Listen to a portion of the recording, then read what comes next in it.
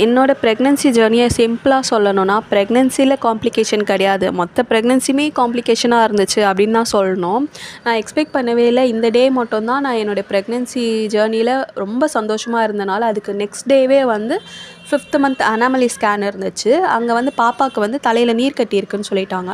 அந்த நீர்க்கட்டி வந்து இருக்கவும் செய்யலாம், வளரவும் செய்யலாம், குறையவும் செய்யலாம். அது வந்து கன்ஃபார்மாக சொல்ல முடியாது. இதை வந்து நீங்கள் 7th மந்த் ஸ்கேனில் தான் எங்களால் கன்ஃபார்ம் பண்ண முடியும் அப்படின்னு சொல்லிட்டாங்க.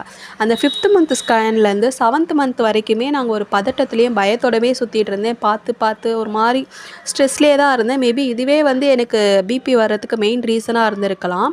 ஆஃப்டர் டெலிவரிக்கு அப்புறமும் 6 மந்த் வந்து என்னை பிபி டேப்லெட் எடுக்க சொல்லி சஜஸ்ட் பண்ணியிருந்தாங்க. ஒரு நாளைக்கு 3 மாத்திரை, தென் தைராய்டு டேப்லெட்டும் இருந்துச்சு.